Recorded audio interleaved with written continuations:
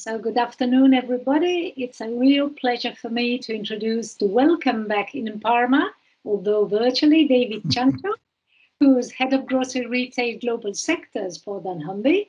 Welcome back in Parma, because we had David in 2015, and he provided his insight on the retail industry, because we must say that David has a ton of experience in retailing, starting with the launch of Kroger's loyalty program many years ago. And I think we've been passionate about loyalty for so many years.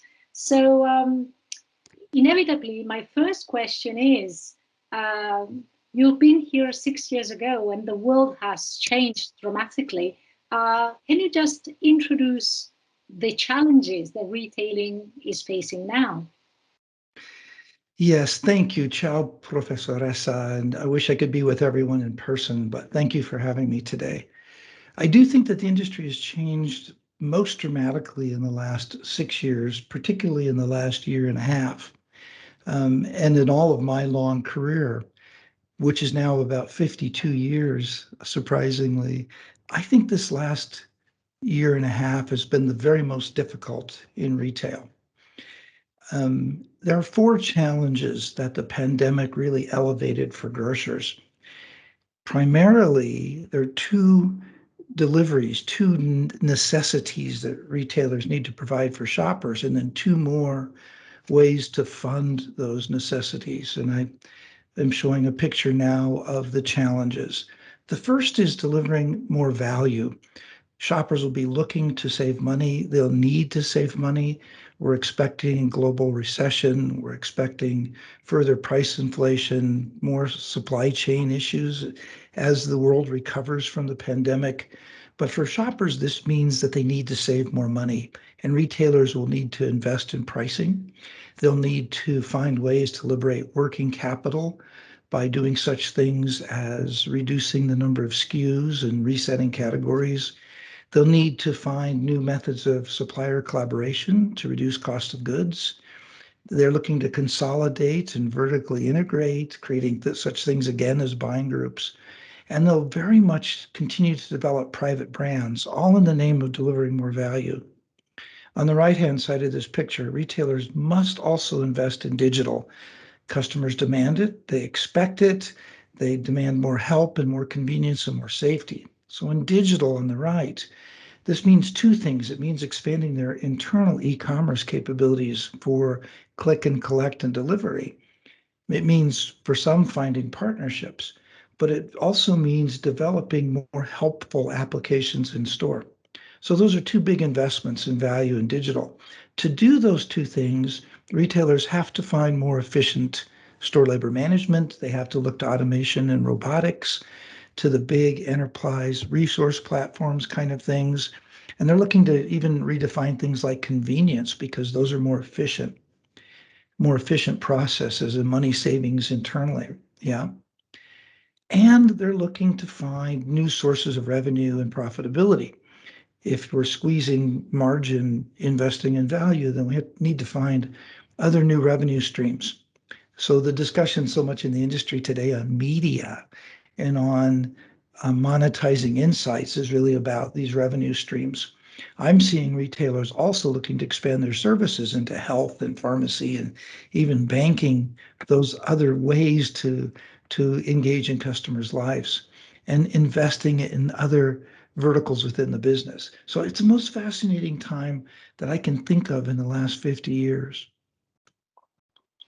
Absolutely, David, I agree. And I think I'll pick up from your mention of digital to mention that the our conference this year is dedicated to how loyalty and digital are converging and going together.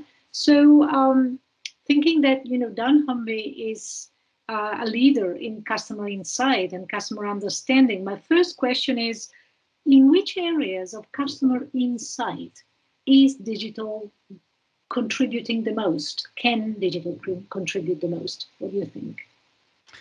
Well, I'm thinking that digital means 2 things to shoppers, and I mentioned it briefly above. The first is is this shopping from the convenience of their home, the ability to order online and to either pick up in store and have it delivered, the ability to order on a mobile app, and soon voice commerce. Just talking to Google or Siri to order groceries will be, quite important. So that's sort of the first dimension of digital. And certainly every retailer, every grocer knows they need to invest in that. But we can't overlook the second meaning of digital for shoppers, which is really around helpful apps when they're in the store along the shopping experience. And I'm thinking about things like list builders from recipes, product finders, paperless advertising, self-checkout, payment apps, digital receipts. So these things over and above ordering from home, these are the bits that when shoppers are in the store, they want help. They want safer, frictionless, contactless, more personal kinds of experiences, and digital will deliver that. At dunnhumby, we're calling these blurry apps, sfocata, so apps that do more than just one thing, all in one place to help shoppers. And that's where the data is pointing. And it happens to help retailers and shoppers resolve some of the challenges they had during the pandemic. Absolutely. David, you mentioned another very interesting point, retailer media. Now, I was thinking one way of looking at retailers' media is to see how they create value for the entire channel, for the entire supply chain, not only for the retailer. Can you say on this point? Oh, yes, thank you. That's a brilliant question. Yes, I already mentioned for the retailer how it can become another source of revenue. And the reason for that, of course, is that retail stores can make so many impressions. They're a great place to advertise. As a channel, they have more participation, more eyeballs, even than many television channels and cable channels and so forth. So there's a value for retailers there. But that also talks to the value for advertisers, for suppliers. This is a place where they can bring their message to people who are ready to buy, who are within the shopping experience and are looking to make choices. So it's a really precise place to bring messaging in store. And the same is true for online, that when shoppers are there online looking to buy, the right kind of advertising, the right kind of message, and the right kind of stimulus can really help with those purchases. Also for advertisers, retail media is just so measurable.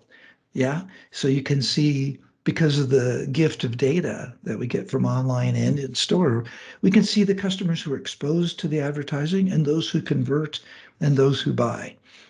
So much more measurable than traditional forms of media and much more accountable for that reason.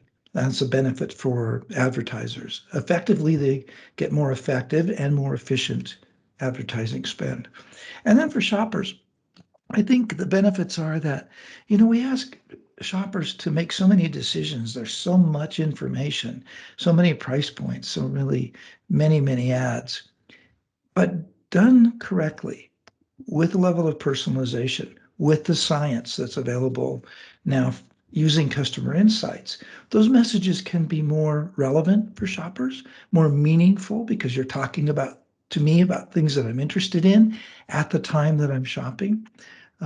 Particularly online, but even in store. I see some retailers around the world. Kroger is one of those, my former employer, who has digital shelf edge marketing. So they're not only displaying the price, but they can do advertising on the shelf edge in real time. And they can personalize that for the shopper. So that helps cut through the clutter. It helps make that experience just more meaningful for the shopper in store. So all in all, done well with science, thinking about the shopper, retail media can be helpful to the retailer, helpful to the brand and the advertiser, and helpful to the shopper. That's really fascinating, David. You know, as you were talking, I was thinking of 25 years ago when loyalty cards were being adopted in Europe, and um, we were discussing with retailers and brands the opportunities for cooperation, for communicating with customers. So it seems as if we are, you know, in a new era of the same possibility for dialogue and cooperation. But we've also seen some, difficulties and, you know, slowing down of the cooperation on the customer data, loyalty data many years ago. We didn't have the technologies, maybe there was no culture. How do you see supplier-retailer collaboration now, given everything that has changed?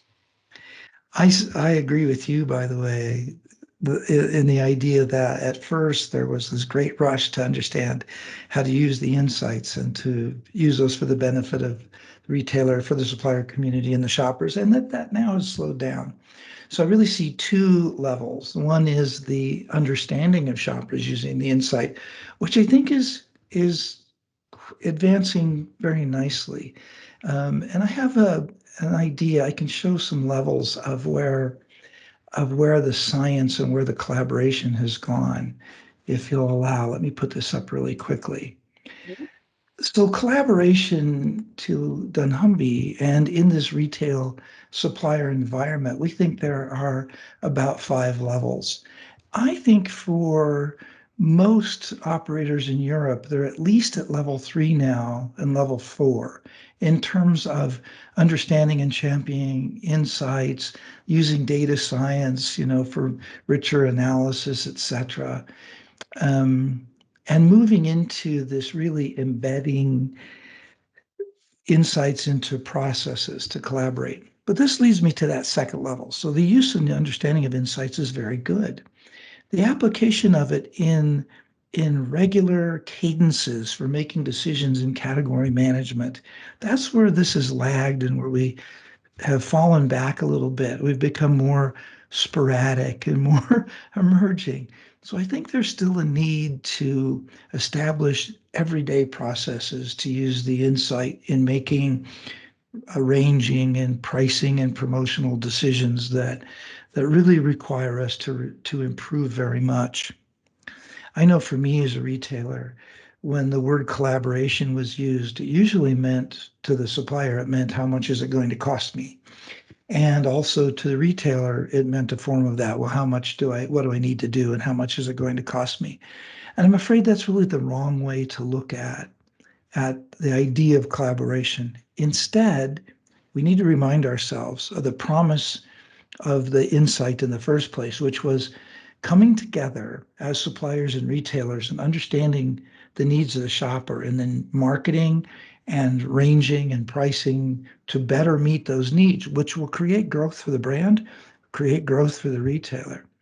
So in this structure, in this model, I think we particularly now in Europe need to mature that second level of collaboration, make these every day, bring this discipline in consistently on, are we starting the conversation with the insights? We've developed the capability to understand well. Are we now taking those into the everyday decisions so that here we have a structured customer or shopper first planning and calendar? Do we understand the category roles according to shoppers? Do we understand what moves and grows the brand according to shoppers, etc.? And really better joined up plans. So for me, this is the key challenge for us as a larger industry together if we really want to continue to leverage and realize the true benefits of the insight. So I'm calling for everybody to remember the promise of collaboration and move it into a much more structured and regular discipline. Thank you. Thank you, David. I definitely agree. Let's remember this idea of collaboration. And today's conference, as I said, is about loyalty and digital collaborating as departments, as cultures in the company. Definitely. So I really like this message. Well, thank you. And if I can just add one more little thing and to bring loyalty in it, Remember that loyalty is also on two levels. One, everybody thinks loyalty is just the program, but it's not. That's just the mechanism for us to have a dialogue and a conversation with customers. Loyalty is about everything we do at retail. It's about the store experience. It's about the online experience. It's about how we talk and listen to customers. It's about even how we support in the back end processes shoppers. So if we think of the bigger picture of loyalty, I think we get a much more interesting and challenging and fruitful conversation. Absolutely. It's like digital. In the beginning it was tools, and now it's the company transformation, and loyalty went down the same path. It started as a tool, and now it's a philosophy. So, yeah. And this is why I'm so glad you're holding this conference, and why you bring this together, and the thought leadership and the academic leadership that you bring to this subject. So thank you for that. Thank you, David. Thank you so much for being with us. We definitely look forward to having you in person again in Parma as soon as possible. Thank you. And I hope to do that very soon. Good. Okay. Good. Thank you. Take care. Piacere mio. Okay. Bye-bye. Grazie. Ciao.